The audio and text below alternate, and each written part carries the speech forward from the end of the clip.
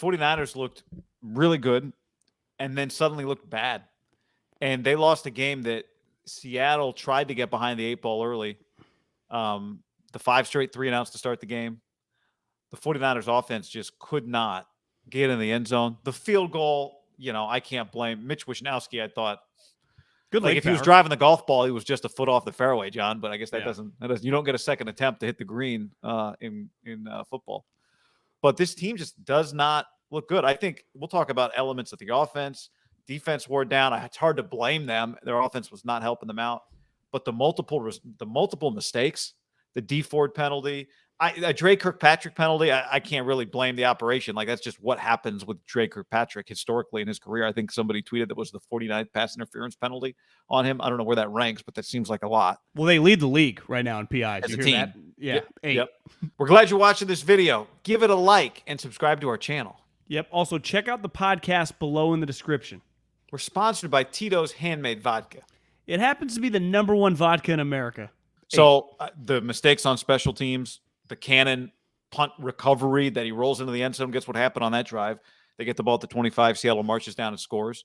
Flies down the field and scores. And then the fumble. It did not look buttoned down. It did not look organized. It just looked bad.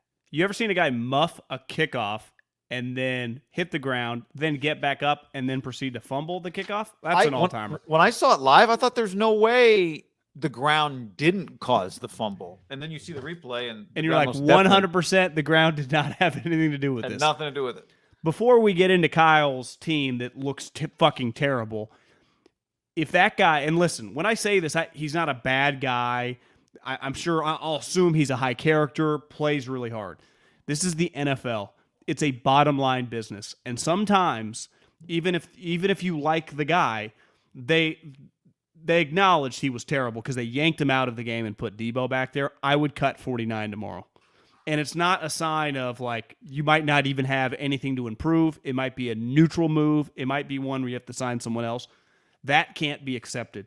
You're either coaching it or allowing it to happen. That sounds cliche, but that's how Belichick operated for 20 years when they were kicking everyone's ass. When that type of stuff happened, that player, when it's not like one of your core guys, is removed from the roster. So it shows Debo Samuel and Nick Bosa and Fred Warner, your core guys who played their ass off and had no control or did everything possible to win. This will not be tolerated. Because right now, I don't know how you watch the Niners and go, Kyle Shanahan's a good football coach. Because part of being the head coach is more than just calling offensive plays. And right now, the offensive plays are fucking terrible. The offense is putrid. It really is. It was good in those first couple drives. But it was good beyond that. The first touchdown drive, the second drive, the third drive was the missed field goal. I thought Jimmy made some bad throws. He almost got Kittle murdered on a high ball. He almost got Debo got crushed by Wagner on a bad ball, and then he threw the pick on the next play. To me, the worst, the call that really failed was they actually had a good drive going, and then they ran the quarterback throwback pass. That was a bad. That did not Kittle work. was wide open, even though he was kind of limping down. It was the a good field. call, but you're trusting a running back who, I don't know how many carries he'd had up to that point to get a throwback pass to Jimmy. Well, Jim, here's my thing, and it goes back to the coaches and their head coach, who's an offensive genius guru. He's paid $12 million a year, let's say. I think it's an astronomical amount of money he makes. And he's the head coach, so he, when that fucks up on special teams, ultimately we crush other coaches that have nothing to do with special teams. That's his whole operation. But to me, the offense, Jimmy's getting worse. As the game went on, Jimmy can't execute in clear moments. He's regressing. I put that on Kyle. The rookie quarterback comes in, who we'll get to in a minute, and it looks like he hasn't even practiced in a month. So I just go, Wes Welker, clearly the receivers pretty well coached up. I go, these guys improve. Kittle has looked the same. Juszczyk, his running back coach, Shanahan's dad's guy that he's had forever, they're doing a good job. I'm starting to wonder, Kyle's, if he was a pitcher right now, he would be getting yanked in the third or fourth inning. It has not gone well for him the last couple games. It just hasn't. Because you can put up a ton of yards. They can't score touchdowns. They got the garbage time touchdown at the end of the game to make it 28-21. He had a couple play calls on that 4th and 2. And again, the game was somewhat, it felt over at the time in the fourth quarter. They ran that sweep to Debo. It didn't even get close. It's yeah. 4th and 1, and that play was DOA. His rhythm on play calling to me is just shot. And you can say, well, the quarterbacks are playing bad. Well, fuck, isn't that his job to coach these guys?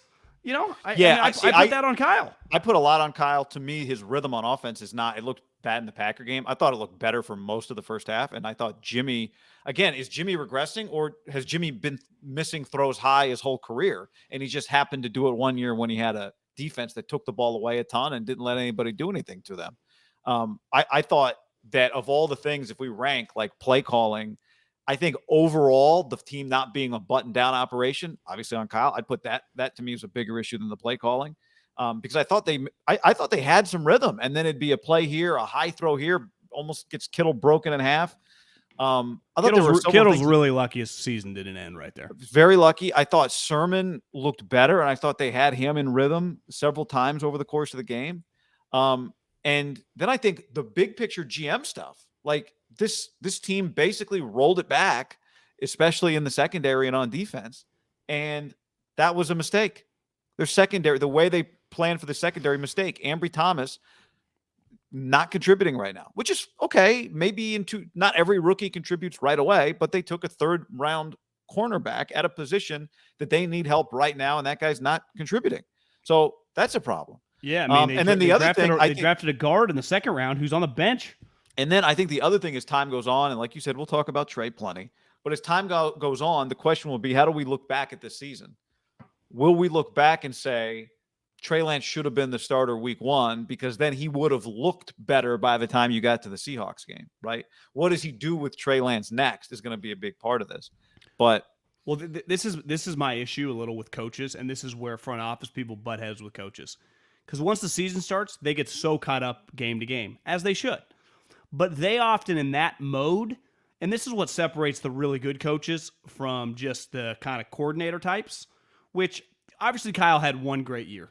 But when you get locked into the coordinator type, which I think when you're struggling, it's hard not to. So I don't even blame Kyle for getting in the tunnel vision. You go all in on Jimmy, right? Because you're just trying to do everything possible. Let's just use this week as an example. You just lose a devastating game to the Packers where they like throw a party on your field and you're the guy, big times you have a weird moment at half. Like you're just in a bad place.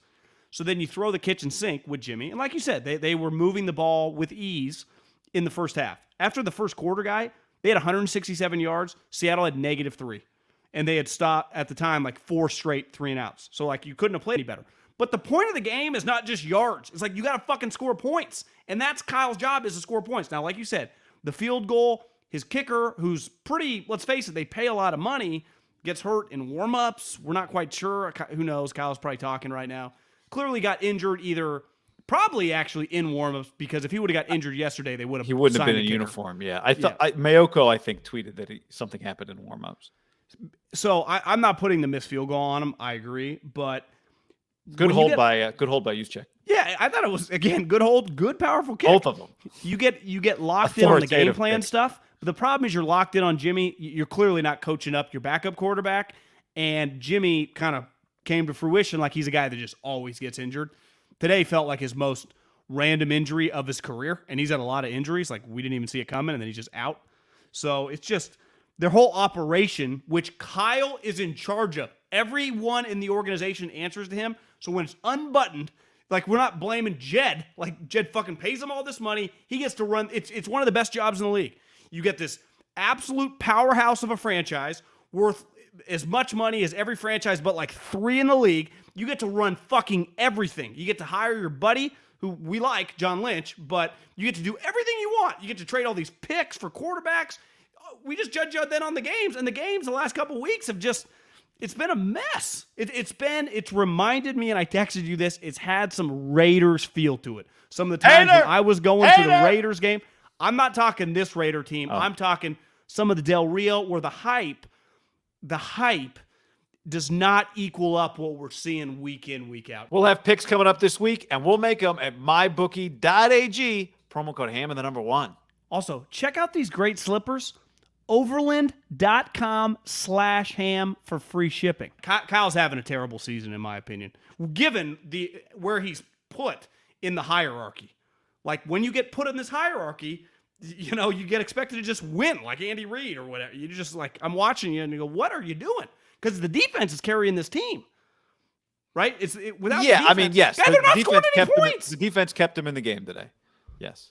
But they didn't score any points last week, really. They're not, I mean, they can't put up 30 if their life depends on it. Yeah, their defense kept them in the game, but their defense also has some flaws that tend to show up in big moments, like it did today. Well, yeah, I'm not saying they are some elite defense. I'm just saying, like, the defense can make a lot of plays that, like, the Chiefs' defense don't even have that in the bag, right? I mean, there are some defenses on better teams that don't even have, like, they have multiple huge impact players where they can get you stops, they can create these 3-and-outs, and then you just do nothing. And I think it's easy for us to blame Jimmy, but it's like, like Kyle, like, call a different fucking play for him. I don't know. It's your job. Like, you're the one making $12 million. The offense is your baby. And I've been watching football long enough to know, like, it's just off. It is off. It's absolutely off. I like I said, I see a lot of misses when the offense is in rhythm. I saw enough rhythm from the offense early in the game today that, to me, it's bigger than just play calling. Now, with Trey Lance, this goes back to, well, I'll hold that thought on Trey Lance because we'll get to him. But I don't think there's any question. I think we saw quite a bit of negativity around Kyle last week, and that's going to continue this week. I don't think there's any. I think that's going to be the majority opinion. We can look in the chat here, but to me, it looks like the chat feels the same way. Yeah, well, I mean, after that performance, how could you not? Well, exactly. But I just think we really need to hammer home that Kyle's in charge of everything. So like I put the special teams, I put that on Kyle. If 49's still on the team, like, that is a reflection of your operation.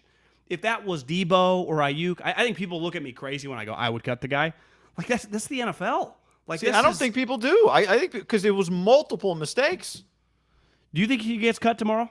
I don't know what he does, but I think it should be. Yes, I mean, I'd have zero problem with it. Yeah, I just think it's an easy one. And but I know it doesn't solve all your problems. No. It's just, but it is a microcosm of, like, okay, this is not acceptable. Here's the other thing. I don't even think it's just about sending a message so much as it is, can you trust him on special teams again after you made 2 major mistakes in a game? You can't. It's not even right. Like, you could argue. Now, I think your point about the message to the guys that are playing well is a great point. But I think the other thing we saw today, if I'm going to defend the defense a little bit, not that they need defending, but was I think they kind of wore out because their offense wasn't helping them at all, ultimately, right? No. And I think one thing we know, it's just as a game goes on against Russell, you start feeling like it's a matter of not if he makes a play, but when he makes a play. Like, because you look up at halftime, you're going, are they really going to keep DK Metcalf and Tyler Lockett just in check for 4 quarters? Like, no one's going to make a play the whole game? Remember when the big knock on DK was he was only straight line? He couldn't run any of the lateral drills at the combine. Do you notice they ran this play to him last week? They ran it again today for the touchdown where he run. Some teams call it like the Texas route where you go left and then you break back right. The knock on DK, he's just stiff. He's just a straight line 4-1 guy. Well, I don't know what they're doing pliability down there, but now they got him going side to side on these routes. That guy's unstoppable. I actually thought the Niners got lucky that they didn't just force feed him the ball nonstop. Like, hey guys, if I was John Schneider or something in the box, like, Pete, throw it to 14. You see these guys fucking cornerbacks? Like, Lockett clearly, I think they mentioned this before the game. He felt a little funny in warm-ups, like he was trying to force it. And DK had, like, it was on the injury report as well. He looked pretty normal to me. I know. And then once they get those, Alex Collins is a Bielema, Arkansas guy. Carson is that style of guy. Like, once they kind of can get a lead on you, despite I think they're viewed as a little softer of a team, they do have just those little bowling ball running backs that just Kyle would die to have that guy right now. Alex Collins looks like. I mean, I don't want to do it. I guess the hair makes it easy, but he run. I mean, it's like, is that some bigger Marshawn type back? He's a good player. Especially once the Niners defense started to wear down, it felt like a little bit and deflate, and then it just was a powerful punch from him. And at 7-0, it happens a lot, right? Where you're playing really well, but your lead isn't big, and so in some weird ways you don't have momentum because the other team knows that you're that you're hanging on to your lead for dear life, and it just felt like a matter of time before Seattle took advantage of it. And they did. I mean, it scores, 7-7 at halftime when Trey comes in. And you go, okay, well, this is not where you want them, right? This could go like one of two ways, is what you're thinking in that moment. Like But before they showed Jimmy on the sideline. But a huge part of it, Guy, when it was 7-7 at halftime, and really when it was 7-0 for a majority of the first half, you just felt like this is not good. Because when you're kicking their ass to not be up at minimum, let's say 13. Now it's hard because the field goals were clearly going to be an issue after he missed the first one. But to not get a couple touchdowns. To not have two touchdowns in the first half. Yeah, and that goes back to Jimmy and Kyle. Like they just, whatever reason. And you could just say, well, it's Jimmy. Well, I mean, Kyle fucking keeps throwing him out, keeps calling these plays for him. Like, I would get him more on the move than just his drop back passes. Because, like you said, over the middle, he's getting people killed. Very, very lucky. Kittle's pliability at age 26 or whatever he's at is at an all-time high. Because that, wouldn't you say most players there snap their leg? Yeah, I mean, and it wouldn't surprise me if Kittle ends up not knowing anything, right? That knee doesn't end up swollen tomorrow and it becomes more of an issue next week. He's already dealing with the calf. What did you see when they showed that pick? Not the pick, but the replay of the double pass, and he was barreling down and Jamal, and he was kind of limping. Yeah, he was not. No, you're right. He was not 100%. This is where I go back to cutting 49. Kittle, who's one of the heart and soul of your team, I called bullshit all week when they're like, not that, I mean, clearly he was hurt, but like, he might not play. Like, no way. He'll get shot up for this thing. Yeah. But then I think you respect him so much because you realize he's probably playing like 65%. I mean, he is going like this, but that play to work, I guess you could have put Dwelly in there, but it has to be a tight end, right? Because they're faking the blocking and then they go back. Like a receiver, the corner would stay with the receiver, and it wasn't Kittle's fault. Like Jimmy, no, he was wide open. It was just off. But this is where coaches go. Well, if this guy executes, and they'll be showing the film room. Well, they don't, Kyle. Right now, your guys are not executing for whatever reason.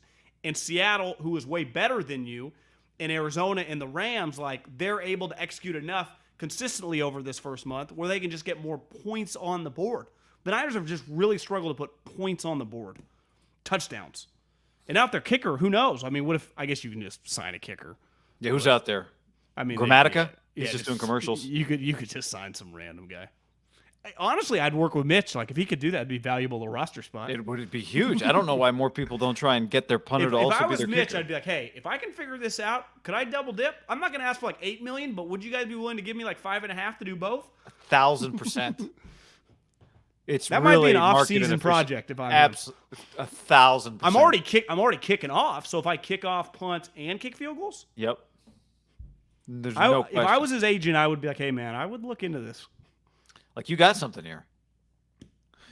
You got something, right? Like you showed enough that maybe now again, like the margins are thin. You don't get a lot of opportunities. No. But Cam on YouTube says they need to sign this kicker named Tyler Rauza. You heard of him? Huh? You heard of him? No, I never have. Have you? Oh. I don't know anything about the guy.